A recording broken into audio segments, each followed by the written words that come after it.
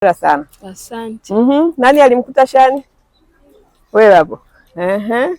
Haya, tuambie. Na wewe si ndio shoga yake kipenzi mlioko? Nyezi ndio mliwekwa kitimoto? Ndio.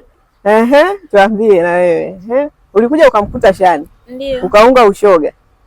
Ukaacha kusikiliza viongozi wako ukaanza kumsikiliza mfanyakazi mwenzi, mtu ambaye unaenda wote mnaomba kazi. Uwaga nasema hivi, sio mimi, alafu nimekoti kwenye neno la Mungu kwamba kipofu akimwongoza kipofu, jamani, wanaishia wapi? Shimoni. Shimoni. Shimoni. Naambiaga hakuna ubaya kuchukua rafiki, lakini uhakikishe ni rafiki anayekuongoza vizuri. Yaani ni mtu ambaye wote mna njaa ya kazi, wote mtashauriana kuvumilia, wote mtashauriana kupambana ili mtoke kwenye hali mlionayo. Lakini ukiona mnaanza kuweka majungu, vitu vitabia ambavyo vitakufanya bosi wako akukasirikie, basi hiyo sio dalili nzuri. Sawa Ndio. Tuambie Jessica. Wewe toka umefika hapa kituoni, umejifunza nini? Na experience uliyopata siku ile mlivyochambwa ilikuwaje? Nikajua utaondoka. Tukianza na siku ile ambayo tulipewa onyo, maana sio kuchambwa. Nilikuwa tunaonywa sababu tumekosea. Kwa sababu tulichokifanya kiubinadamu sio kitu kizuri. Unapoona unapaswa usikilize, kuweka vikao vizuri. Nashukuru pia kwa kunionya, manake mimi ni binadamu nakosea, nashukuru kwa hilo. Okay. Manake nilifanya kitu ambacho hakikuwa sahihi na ndio maana niliitwa ili nipewe onyo. Sio kwamba nilijisikia vibaya, hapana, nilijisikia vizuri sababu mtu anapokosea ukamwambia kosa lake ni vizuri zaidi kuliko mtu anapokukosea ukakaa kimya ukakaa nacho kitu kile moyoni au ukamsema kwa mtu pembeni. Kwa kweli nilifurahi, natulea vizuri, yani mnatuonya kwa upendo. Na sio kwamba yani manake kuna mtu unaweza ukamkosea akaanza kukufokea hajakuonya, lakini mlituita kwa upendo na mkatuelekeza kwa upendo. Kwa hiyo ninashukuru. Na pia nimejifunza kuhusu usafi ambao ni kuhusu kusafisha nyumba. Pia nimejifunza usafi wa kina ambao kuna usafi wa wiki, wa kila siku na wa mwezi. Usafi wa kila siku ni ule ambao tunafanya kila siku, tunadeki, tunafuta vumbi, tunasafisha meza na kudeki hivyo. Usafi wa wiki ambao nikajifunza pia ni ule tunaofanya ambao zile sehemu ambazo mara nyingi hatuzifanyi kwa kila siku.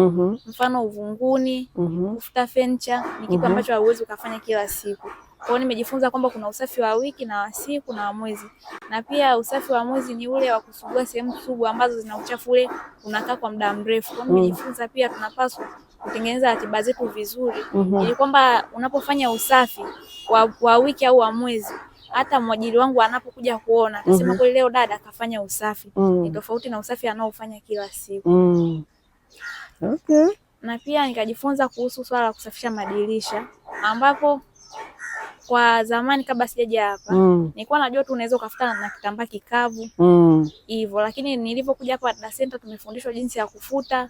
Unatakiwa kitambaa chako unakiweka kwenye maji ndio unasafisha.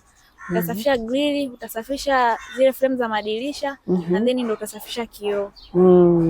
Na pia kuhusu mapishi nimejifunza, maanake nilikuwa sina idea yote ya kupika biriani. Kabla tujaenda kwenye mapishi, hapo kwenye usafi wa madirisha umesema unaweka kitambaa kwenye maji. Haujataja dawa yoyote inayosaidia?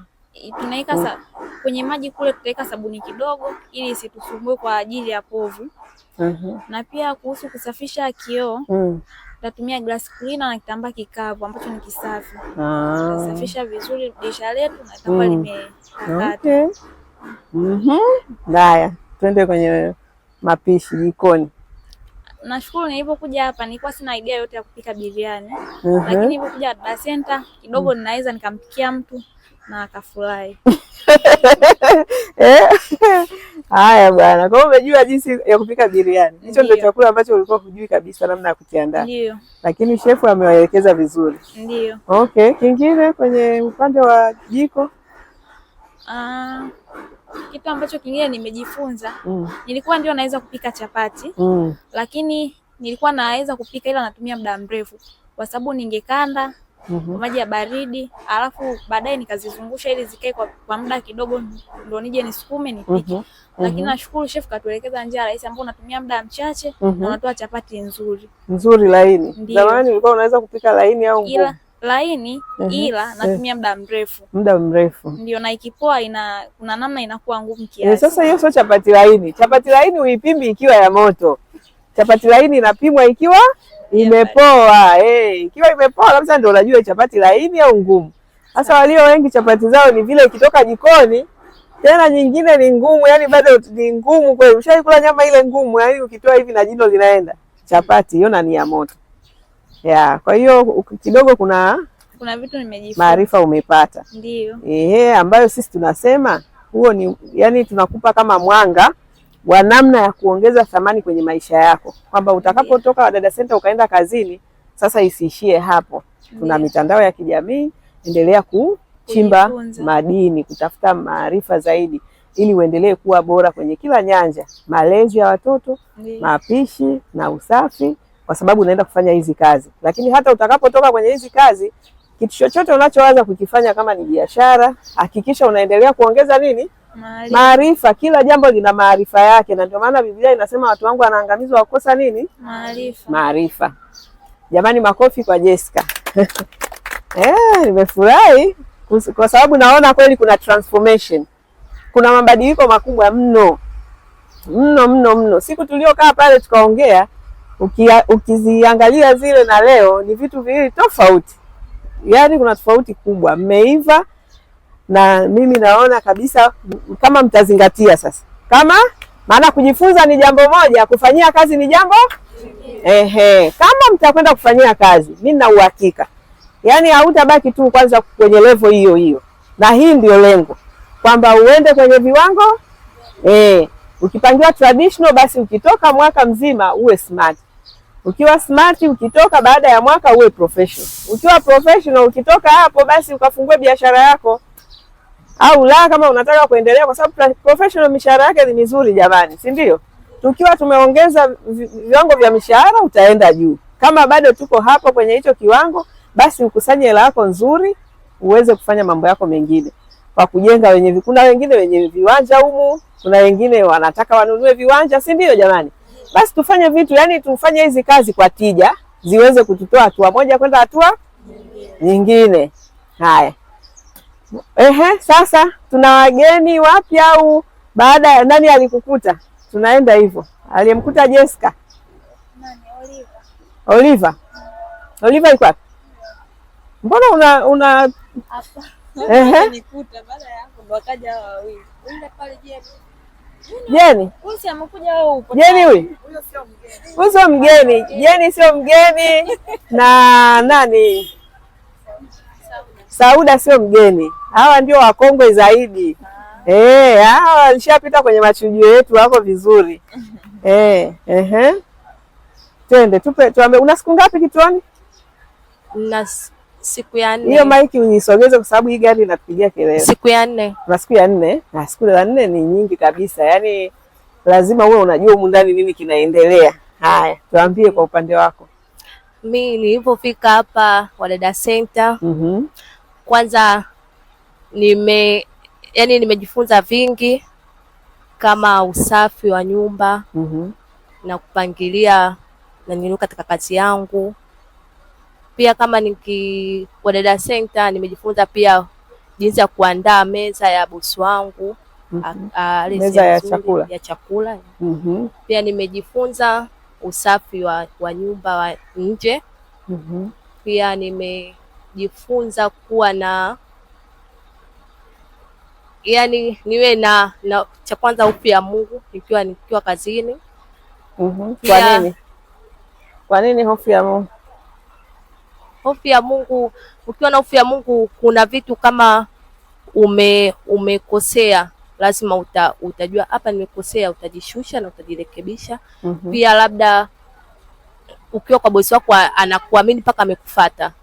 Kwa hiyo amekuachia vitu vingi na tamaa ya vitu. Ongea vizuri hapo. Tamaa ya vitu. Kutamani vitu vya bosi wako, wizi. Labda iwe perfume nini viweke vya ndani. Kwa hiyo inakuwa hofu ya Mungu. Lakini pia kulea watoto kwa uaminifu pia. Uaminifu sio tu wa kuiba, lakini hata wa malezi. Kama kuna mtoto kukaa naye vizuri kwa upendo, aidha wazazi wake wapo au hawapo. Ukiwa na hofu ya Mungu utakuwa ni mtu mmoja, akiwepo mzazi wake au akiwa hayupo. Ila ukiwa ni mtu wa kuigiza, mwenye hofu ya shetani, akiwepo mzazi wake malaika, akiondoka shetani anasubiri. Ndio maana tunataka watu wenye hofu ya Mungu. Pia nimejifunza kwenye kupika chakula. Maana nilikuwa kwenye biriani nilikuwa na wewe biriani pia umelipata? Nimefundishwa vizuri na madam, nimeweza kuelewa. Umeweza kuelewa? Yeah. Pia nimejifunza sasa, familia nyingi hazipiki biriani. Familia nyingi ni vyakula hivi vya kawaida ambavyo maharage hayo ambayo labda shefu pale anaweza kuyapika ukajilamba, wewe unaweza kupika, yani tukashindwa kula. Na kila nyumba inapenda maharage, si ndio? Ndio. Sisi hapa kuna mtu akipika maharage tunayagombania. Lakini ukisikia amepikwa na mtu mwingine hakuna anayehangaika kuya nani. Umeelewa Kwa hiyo sio tu biriani, lakini na vile vyakula vya kila siku. Maharage, hata kupika mchicha, yani vitu vya kawaida kabisa. Dagaa, hapa tu dagaa akipikwa, kuna mtu akipika dagaa watu wote wanataka kula. Ila kuna mtu mwingine akipika hakuna anayeligusa. Hakuna anayegusa. Si unaelewana Na hivyo ndio vyakula vya kila siku kwenye hizi familia. Kwa hiyo nafikiri msiangalie tu vile vyakula ambavyo ni vigeni kwenye maisha yetu ya kila siku, si ndio? Sasa inawezekana, huo ndio ukweli uhalisia. Mimi toka nakuwa nyumbani kwetu sikuwahi kuona mama akipika nini? Biriani, si ndio? Ndio. Lakini sasa kulijua haimaanishi kwamba ni chakula ambacho utakuwa unapika kwa bosi wako. Ni vizuri kuongeza thamani ya kujua vyakula vipya, lakini anza na vile basic. Ndio maana kuna siku hapa nikawa nauliza, wewe unataka kwenda nyumbani kwa mtu ukafanye kazi ya ndani, hujui kupika chapati ya kusukuma, wakati ukipita mtaani kwa asubuhi, jamani, kinachoongoza kuuzwa kwa chai asubuhi ni nini? Chapati. Hata nyumba zikisema kama mnanuaga vitafunio, mnaongoza kununua nini? Chapati. Sasa kwa nini hiyo chapati usijue kupika? Ina maana chapati ni chakula kinacholiwa sana. Kwa hiyo inabidi ujue kupika. Tunaelewana Ndio. Kwa hiyo shefu, nisisikie biriani nataka nilisikie kama kitu cha ziada. Lakini vile vitu vya kila siku unavyopika. Hapa unapika mchicha, unatupikia maharage, unatupikia sijui dagaa, kabichi, vile ndio vitu vya daily vya kila siku. Hivyo navyo wavitaje. Waone tofauti ya walivyokuwa wanapika wao na kupika kitaalamu kiprofessional. Mkitesti mnaonaje? Tena leo nimepata kuingia. Kama leo nimejifunza leo mpaka namwambia madam, natamani, yani nimejifunza kwa muda mfupi. Leo umejifunza nini? Aliniambia niunge mboga ya majani. Akanifundisha kitunguu kisiungue na kiwe cha brown kichambuke vizuri. Unaweka na mboga yako. Hiyo ni mboga ya majani tu? Mboga ya majani. Ndio ile ulonipikia? Wewe ulikuwa hujui kuipika hivyo? Nilikuwa najua kivingine. Kwa yeye alipopika kapenda. Na testi ukaonja. Lazima aonje alichokipika aone utofauti. Kwa kama ameniambia na kachumbari, nikaikata, kanielekeza hivi, na kutumia kisu kizuri hivi, kanielekeza vizuri, nimependa kweli. Kwa hiyo kuna kitu kipya umepata? Nimepata. Ndio hiyo maana yangu. Kwamba hapa kila mtu amekuja anajua kupika. Hakuna mtu amekuja hapa hajui kupika, lakini wewe unavyopika ujue kuna kuzidiana. Tunazidiana, si ndio? Ukiona wenzako wanaitwa maprofessional, kuna kitu anakuzidi. Kaa chini utulie ujifunze. Usiseme mboga za majani tu. Hizo mboga za majani ni tofauti wewe unavyopika na anavyopika mtu mwingine. Kweli. Nashukuru umekuwa shuhuda wa mboga za majani tu na umeona utofauti. Maana hata nafikiri tu ni biriani. Haya. Wewe umekuja una siku ngapi? Na siku 4. 4. Wa siku 4 wote waende sasa. Tuambie. Siku 4 ndani ya kituo chetu umejifunza nini? Umeona nini cha tofauti? Nimejifunza vitu vingi. Cha kwanza kabisa ni usafi. Mimi nilivyokuwa najua nilikuwa natumia muda mwingi, ila nilivyofundishwa nafanya ni kwa muda mfupi, ila ni kwa ufanisi pia. Kwa hiyo ulikuwa unachukua muda mwingi kufanya usafi na pengine usafi wenyewe pengine sio wa ufanisi. na umekula muda mrefu. Kwa hiyo ukafundishwa unafanya kwa muda mfupi na kitu unakitoa kizuri. Yaani usafi unakuwa usafi kweli. Okay, kwa hiyo kwako ni kitu kipya. Ni kitu kipya pia. Ni kitu kipya. Okay. Kingine namna ya kupangilia vitu. Vitu kama nini? Kupangilia vitu kama kuweka kitu kabatini. Kingine namna ya kupangilia meza. Maana mimi unakuta labda cha kushoto nilikuwa nataka kulia. Hiyo sasa hivi nishaelewa hiki kitu kinatakiwa kikae sehemu hii. Ndio hivyo tu. Na kupika pia. Na kupika umejifunza? Ndio. Kitu gani cha tofauti ambacho ulikuwa ukijui kwenye kupika? Kupika mimi nilivyokuwa najua mimi ni tofauti na ambavyo umeelekezwa na chef wetu. Ndio. Na wewe umeonaje test ya hivyo alivyokuelekeza vinatofautiana au wewe vya kwako vizuri zaidi? Vya kwake ndio vizuri zaidi. Vya kwake vizuri zaidi. Ndio. Okay. Sawa. Kwa hiyo kwa ujumla kuna utofauti toka umekuja na maelekezo unayopata, training unazopata na ulivyokuwa. Ndio. Okay. So, nafikiri shefu na Teresia. Kwenye usafi ni Teresia, si ndio? Ndio. Chef Johari. Nahitaji niwasikie. Nimependa sana Neema, yani ni katika wadada ambao walikuwa wananipa stress ninapomuuliza maswali ya alichojifunza, lakini leo kanifanya yani mimi na kauli moja napenda kusema hakuna binadamu alizaliwa juu hana akili ya kujifunza. Ni tu huja focus na kuweka kipaumbele kwamba nataka kujifunza kitu fulani.